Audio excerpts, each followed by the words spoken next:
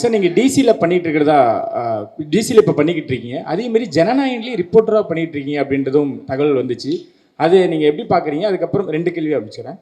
இந்த sensor issue கூலிலையும் A certificate வந்திருந்தது, ஜனநாயகன்லேயும் அது பாதிக்கப்பட்டிருக்கு. அது எப்படி சார் பார்க்குறீங்க இந்த 2 கொஸ்டின்? சார் டிசியில் அவன் சார் பண்ணிருக்கேன், அது அருண் மாதேஸ்வரன் படம். இது வந்து ஹெச் வினோதனாவும் விஜயனாவும் ஒரு நாள் கூப்பிட்டாங்க. ஸோ அது கேமியா பண்ணேன். அது அவ்வளோதான் என்னால் சொல்ல முடியும், அதுக்கு மேலே அவங்க பேசிங்க. அண்ட் ரிகார்டிங் சென்சார் போர்ட், நான் கூலி சொல்லணுன்னா அதுக்கும் நிறைய விமர்சனம் வந்தில்ல, ஏன் ரஜினி சார் ஏ சர்டிஃபிகேட் அப்படின்னு சொல்லி. சரி, ஏ சர்டிஃபிகேட் வாங்கணும்னு போல எனக்கு என்ன ஆச்சுன்னா, சென்சார் போர்டில் ஃபர்ஸ்ட் சென்சார் பண்ணி முடிச்சோன்னே தி அட்வைஸ் வித் 35 கட் சொன்னாங்க.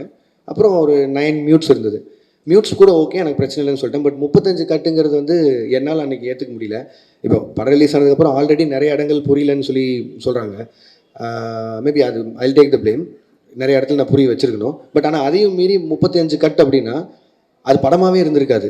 இன்னும் நீங்கள் வந்து ஒரு ஒரு ஒரு ஒரு கம்ப்ளீட்டட் ஃபிலிம் வித் ஏ சர்டிஃபிகேட்டா இல்லை ஒரு இன்கம்ப்ளீட் ஃபிலிம் வித் யூபிஏ சர்டிஃபிகேட்டாங்கிற மாதிரி தான் இருந்தது. அண்ட் இமீடியட்டாக அது நான் ஒருத்தர் எடுக்க முடியிற கால் இல்லை.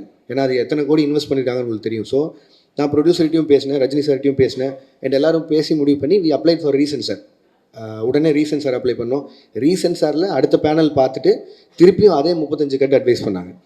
பட் அட்வைஸ் பண்ணுறதை தாண்டி ரீசென்சாரில் எனக்கு சொன்னது என்னென்னா, தீமேட்டிக்காகவே இது அதாவது பிணங்களை எரிக்கிறதும் இந்த மாதிரி பண்ணுறதுங்கிறதும் தீமேட்டிக்காகவே எனக்கு இந்த மாதிரி பண்ணணும். அண்ட் எங்களுக்கான ரிலீஸ் டைம் இருக்குது.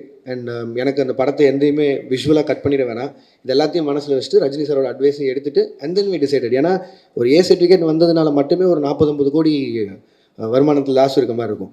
பட் ஆனால் அது சன் பிக்சர்ஸ் எனக்கு கொடுத்த ஃப்ரீடம், ரஜினி சார் எனக்கு கொடுத்த ஃப்ரீடம், லோகேஷ் உங்கள் காலாக இருக்கட்டும், உங்களுக்கு என்ன தோணுதோ பண்ணுங்கன்னு. நான் ஒரு கம்ப்ளீட் ஃபிலிமாக இருக்கணும்னு சொல்லி தான் ஏ சர்டிஃபிகேட் கொடுத்துக்கிட்டது. இல்லைனா ஆப்வியஸாக இன்னும் கொஞ்சம் அதிகமாக சம்பாதிக்க போகுதுன்னா நான் வேணான்னு தான் சொல்லியிருப்பேன். பட் இதுதான் ஆக்சுவலி நடந்தது.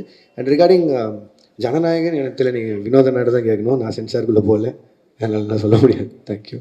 செய்திகளை உடனுக்குடன் தெரிந்து கொள்ள கீழ்கண்ட கேபிள் மற்றும் டிடிஹெச் நெட்வொர்க்குகளில் எம்நாடு செய்தி தொலைக்காட்சியை காணுங்கள். பாதகம் செய்பவரை கண்டால் நாம் பயம் கொள்ளலாகாது பாப்பா. மோதி மிதித்து விடு பாப்பா, அவர் முகத்தில் உமிழ்ந்து விடு பாப்பா. அண்மை செய்திகளை உடனுக்குடன் தெரிந்து கொள்ள இணைந்திருங்கள் எம்நாடு தொலைக்காட்சியுடன்.